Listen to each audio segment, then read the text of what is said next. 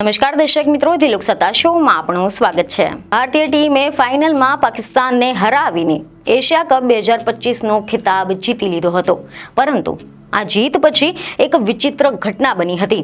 Asia cup cricket ઇતિહાસની જ નહીં પરંતુ રમતગમત ઇતિહાસની સૌપ્રથમ એવી ટુર્નામેન્ટ બની ગઈ કે જેમાં ચેમ્પિયન ટીમને જીત પછી ઇનામ વિતરણ સમારોહમાં ટ્રોફી જ એનાયત ન થઈ હોય। ભારતીય ટીમે મોહસિન નકવી પાસેથી ટ્રોફી સ્વીકારવાનો ઇનકાર કરી દીધો હતો કે જે એશિયન ક્રિકેટ કાઉન્સિલ એટલે કે એસીસીના પ્રમુખ અને પાકિસ્તાન ક્રિકેટ બોર્ડ એટલે કે પીસીબીના અધ્યક્ષ છે, તેમજ મોહસિન નકવી એ પાકિસ્તાનના ગૃહમંત્રી પણ છે।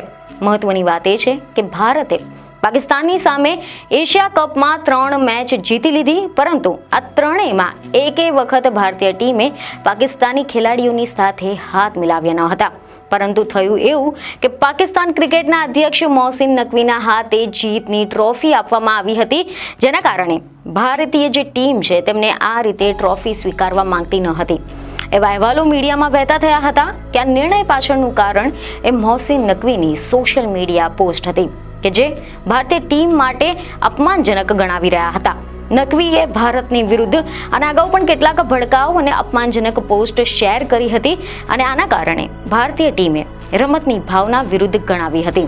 વધુમાં નકવીની વિવાદાસ્પદ જે પૃષ્ઠભૂમિ છે જેમાં તે ભારતના વિરોધીમાં નિવેદનો અને પ્રચાર ફેલાવી રહ્યા હતા તેવું પણ કહેવાય છે, તે પણ એક પરિબળ હતું। આ અંગે એવા સમાચાર સામે આવ્યા છે કે બીસીસીઆઈના સચિવ દેવજીત સેકૈયાએ આ નિર્ણયને યોગ્ય ઠેરાવતા કહ્યું કે ભારતીય ટીમે નકવી પાસેથી ટ્રોફી સ્વીકારવાનો ઇનકાર કર્યો હતો, કારણ કે તે એક એવા વ્યક્તિ છે કે જે આપણા દેશની સામે યુદ્ધ કરી રહ્યો છે।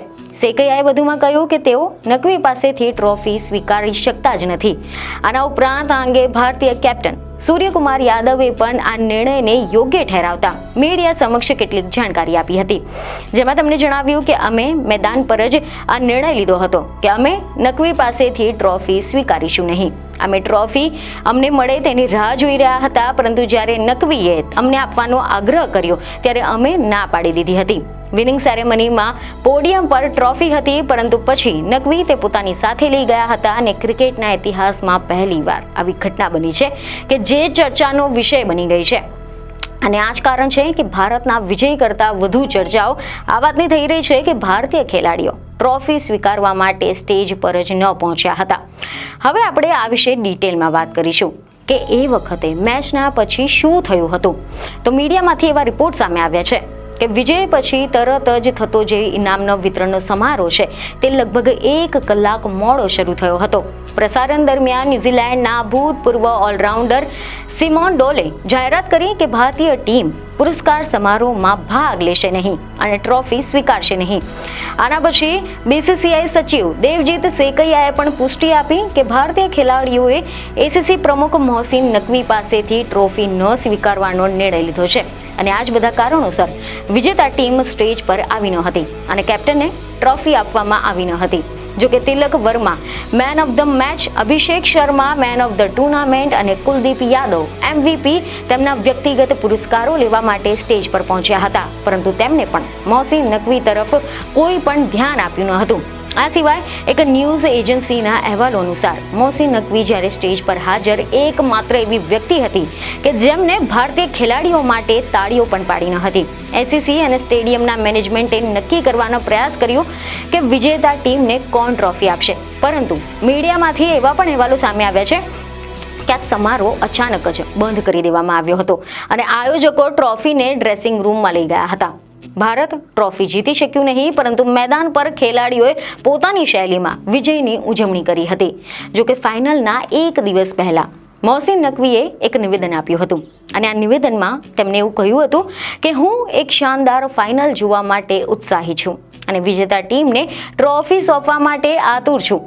જો કે બીજી પણ એક મહત્વની વાત અહીંયા એ હતી કે આપણા દેશના એટલે કે ભારતની જીત બાદ આપણા દેશના વડાપ્રધાન નરેન્દ્ર મોદીએ સોશિયલ મીડિયા પર ટીમ ઇન્ડિયાની જીત બદલ અભિનંદન પાઠવ્યા હતા અને તેમને પોતાની પોસ્ટમાં ઓપરેશન સિંદૂરનો પણ ઉલ્લેખ કર્યો હતો। વડાપ્રધાન મોદીએ લખ્યું કે રમતગમતના મેદાન પર ઓપરેશન સિંદૂર, પરિણામ એક જ, ભારત જીત્યું। આપણા ક્રિકેટરોને અભિનંદન। મહત્વનું છે કે પહલગામના હુમલા બાદ ભારતે પાકિસ્તાનની સામેની જે લશ્કરી કાર્યવાહી કરી હતી તેને ઓપરેશન સિંદૂર નામ આપવામાં આવ્યું હતું. પરંતુ એસીસી પ્રમુખ મોહસિન નકવીએ પણ વડાપ્રધાન મોદીની આ પોસ્ટનો જવાબ આપ્યો હતો. એવા સમાચાર સામે આવ્યા કે તમને મોદીની પોસ્ટની પર પ્રતિક્રિયા આપતા સોશિયલ મીડિયા પર લખ્યું કે જો યુદ્ધ જ તમારા ગૌરવનું માપદંડ છે તો ઇતિહાસે પાકિસ્તાનના હાથે ભારતની શરમજનક હાર પહેલાથી જ નોંધી લીધી છે અને કોઈ પણ ક્રિકેટ મેચ તે હકીકતને બદલી શકતું નથી. યુદ્ધને રમતમાં લઈને આવું ખેંચવું એ નિરાશાજનક છે અને ખેલ ભાવનાનું અપમાન છે. આ દરમિયાન કેન્દ્રીય ગૃહમંત્રી અમિત શાહે પણ સોશિયલ મીડિયા પર પોસ્ટ કરી કે શાનદાર વિજય, આપણા ખેલાડીઓની જબરજસ્ત ઉર્જાએ ફરી એકવાર વિરોધીઓના પરાજિત કરી નાખ્યા છે. જોકે આ અંગે બીસીસીઆઈના સચિવ દેવજીત સેકિયાએ એક મીડિયા સાથેની વાતચીતમાં સ્પષ્ટપણે નિવેદન આપ્યું હતું કે અમે એસીસીના પ્રમુખ પાસેથી એશિયા કપ 2025ની ટ્રોફી સ્વીકારવાનો નિર્ણય લીધો નથી. તેઓ પાકિસ્તાનના અગ્રણી નેતાઓમાંના એક છે, તેથી જ અમે તેમની પાસેથી તે નહીં સ્વીકારવાનો નિર્ણય લીધો છે. પરંતુ આનો અર્થ એ નથી કે ટ્રોફી અને મેડલ તે તેમની પાસે જ રાખશે. અમને આશા છે કે તે શક્ય તેટલી વહેલી તકે ભારતને પરત કરવામાં આવશે. નવેમ્બરમાં દુબઈમાં આઈસીસી કોન્ફરન્સ છે અને આગામી કોન્ફરન્સમાં અમે એસીસી પ્રમુખની કાર્યવાહીની સામે સખત વિરોધ નોંધાવીશું. બીસીસીઆઈ ખૂબ જ ખુશ છે અને ફાઇનલમાં પાકિસ્તાનને હરાવવા બદલ ભારતીય ક્રિકેટ ટીમને અભિનંદન આપે છે. પાકિસ્તાન સામેની ત્રણેય મેચ એક તરફી રહી હતી અને અમને અમારી ટીમ પર ખૂબ જ ગર્વ છે. આપણા સશસ્ત્ર દળોએ સરહદીય વિસ્તારમાં પણ આવું જ કર્યું છે અને હવે દુબઈમાં પણ એવું જ જોવા મળ્યું છે. અમે ભારતીય ટીમને 21 કરોડ રૂપિયાનું રોકડ ઇનામ આપવાનું નક્કી કર્યું છે. હવે આપણે જાણીએ કે ખરેખરમાં આ ટ્રોફી ન સ્વીકારવાનો નિર્ણય કોણે લીધો હતો. તો આ અંગે ભારતીય કેપ્ટન સૂર્યકુમાર યાદવે ટ્રોફી ન સ્વીકારવાના નિર્ણય અંગે પત્રકાર પરિષદમાં નિવેદન આપ્યું હતું, જેમાં તેમણે કહ્યું કે મેં ક્યારે પણ એવું નથી જોયું કે ચેમ્પિયન ટીમને ટ્રોફી ન મળી હોય. એ પણ એક ટ્રોફી છે જે સખત મહેનતથી જીતી હતી.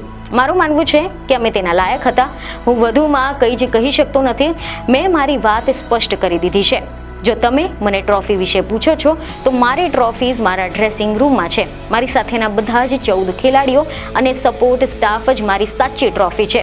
અમે આ નિર્ણય મેદાન પર જ લઈ લીધો હતો. કોઈએ અમને આવું કરવાનું કહ્યું ન હતું.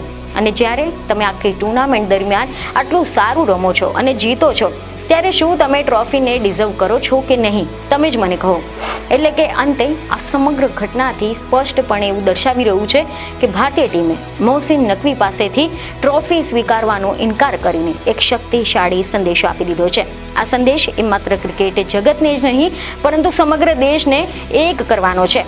ભારતીય ટીમનો આ નિર્ણય એક મજબૂત સંદેશ છે કે જે દેશની ગરિમા અને સુરક્ષાને પ્રાથમિકતા આપે છે. બીજને ખબરો સાથે ફરી મળીશું. ધન્યવાદ.